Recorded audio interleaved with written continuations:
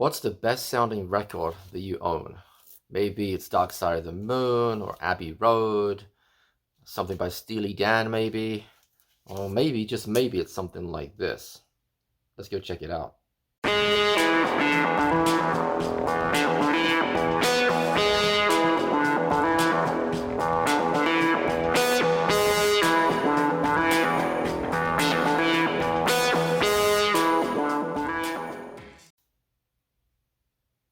Hello, vinyl community. It's Matt here again. And yeah, what is the best sounding record that you have in your collection? Because I have one that's a contender for me. It's a new pickup, and well, it's not really a surprise anymore because you just kind of saw it in the intro, but it's right here. And this is the Mystic Moods Orchestra One Stormy Night. Now, this might surprise some of you. I show a lot of sort of Beatles stuff and 80s music. I like my compilations as well. But yeah, One Stormy Night. There's a lot of backstory behind this. So I picked this up on eBay as a blind buy. It was cheap. I think maybe it was $10 or something. So not exactly a big risk. But I'd heard good things about it, and I was just it was almost like morbid curiosity. I kind of thought, okay, how bad can it be? Let's give it a listen. Now, this is an amazing sounding album, and there's a lot of backstory behind it, and exactly who or what the Mystic Moods Orchestra was. Before we get started with that, though, if you have a look down here, if you guys can make that out, that's kind of there we go. Mobile Fidelity.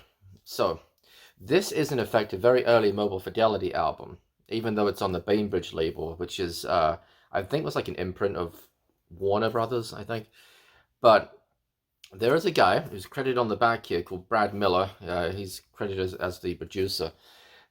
He was one of the co-founders, essentially, of Mobile Fidelity.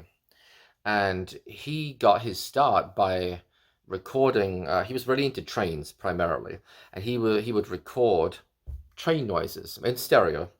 And I guess like that type of thing, and sound effects, and just recording random things was really in vogue, particularly in the 60s. And I kind of get it. It was the early days of stereo. It would have seemed very impressive back then. You can imagine if you had a train panning from left to right. I mean, that would have seemed kind of amazing for people who grew up listening to mono.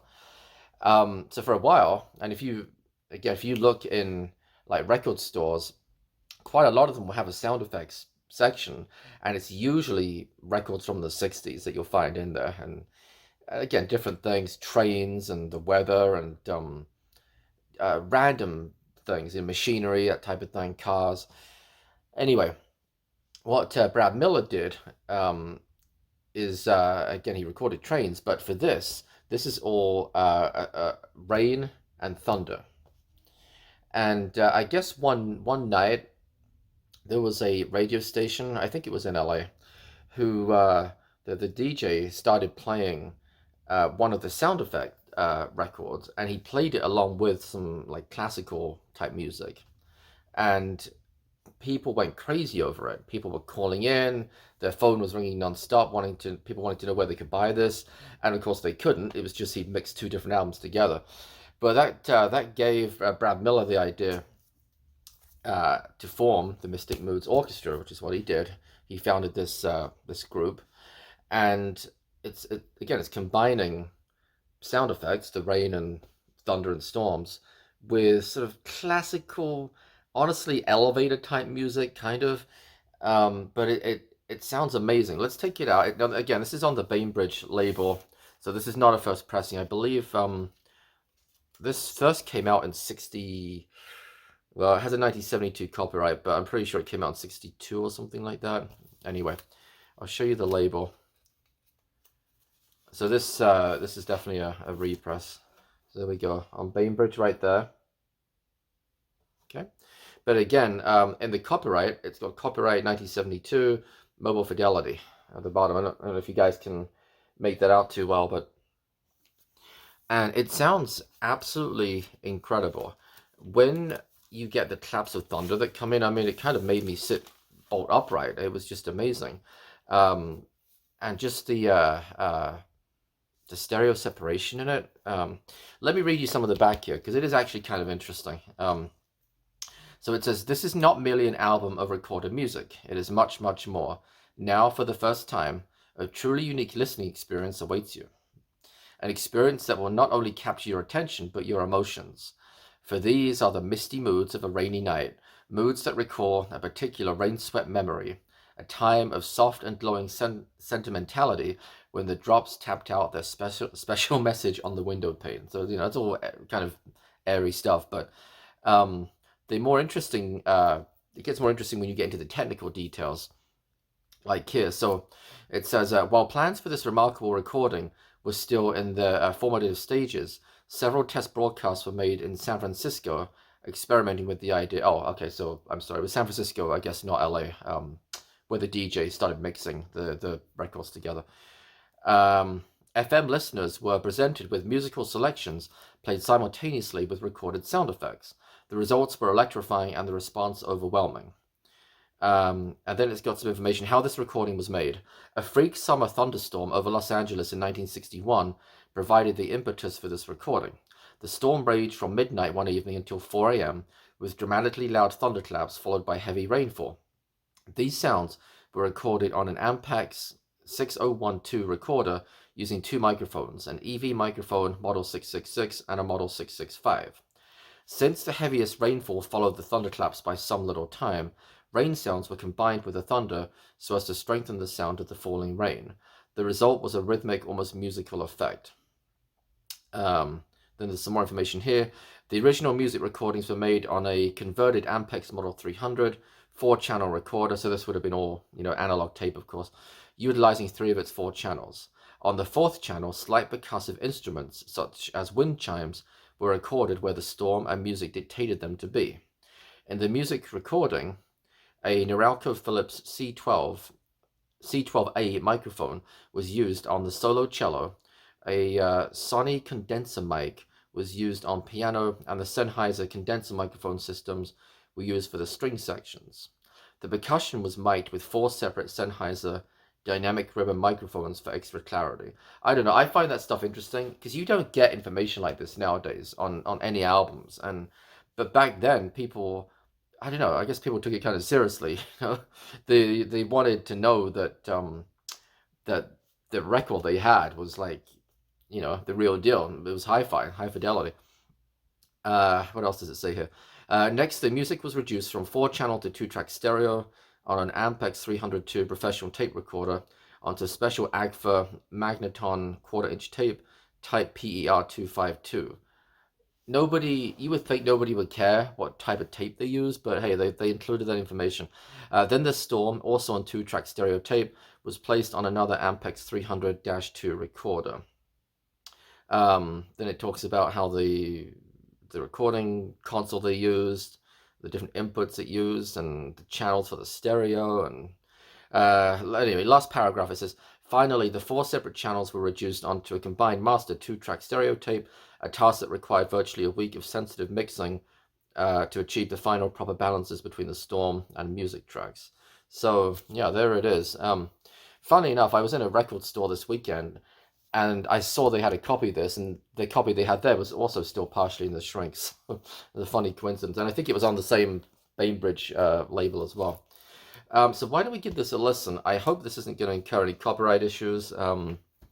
I don't know, we're going to find out, I guess. But yeah, so I recorded several minutes of it, and I wanted to get some of the music, some of the rain that you'll hear, and also some of the pretty impressive claps of thunder, which maxed out the peak indicators when I was recording it just a couple of times, so hopefully it doesn't get too distorted. But anyway, let's give it a listen right now.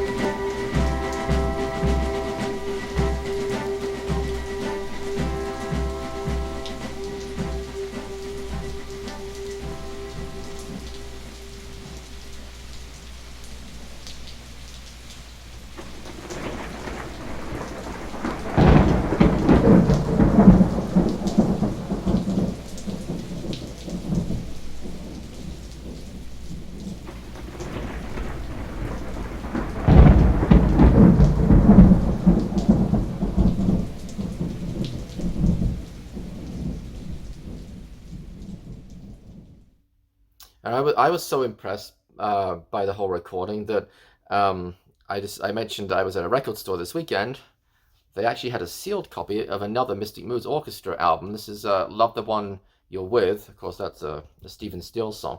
It's pretty good. It's not as good. It still sounds great, and it still says Mobile Fidelity on here too. It says a Mobile Fidelity production on the back here. There's the back of it. Um, you'll notice as well that a lot of the albums kind of get a little, like the artwork sometimes gets a bit borderline with I think the idea was that this could kind of be background music for, an intimate evening type of thing. At least I'm sure that's what it was used for a lot of the time. Anyway, yeah, this was $6. It was still sealed, so I thought, oh, what the heck, I'll give it a try. And I gave it a listen last night, and it was pretty good. It does sound pretty. It's always nice to open, a brand new record. This is on Warner label, the sort of I don't know what color you want to call that, greeny olive, like an olive brown kind of color. So yeah, I gave that a listen, and I enjoyed it. I enjoyed it from the standpoint that I knew a lot of the songs, and so I could kind of listen along with them, But the sound effects weren't as good, nowhere near as good actually. So yeah, this was definitely where it's at. So if you want to experience this, it's really cheap. I realized that from a music standpoint, it's not going to be to everyone's taste. I didn't think it was going to be to mine either, really. I was more interested in the sound effect standpoint of it, but the music is kind of cool. I kind of liked it, even if some of it does kind of straddle the line between orchestral and elevator music. I still liked it. I thought it went well with the sound effects. So again, you can probably pick this up cheap. I doubt you'd have to pay over $20 for it. Like I said, I think I paid closer to 10 for this. So if it's worth listening to just to have that kind of stereo experience, So anyway, that's it, guys. Would it be interested to know what good sounding albums anyone else has? Obviously the Mobile Fidelity is kind of known for its sound quality. There's a bunch of others out there. I've got some records down here that I'm going to show in upcoming videos along those lines as well. But yeah, anyway, leave a comment. Would love to know what other great sounding records you'd recommend, whether it's something like this or something totally different. It's all good. So, all right, thanks as always for watching, and until next time, bye bye.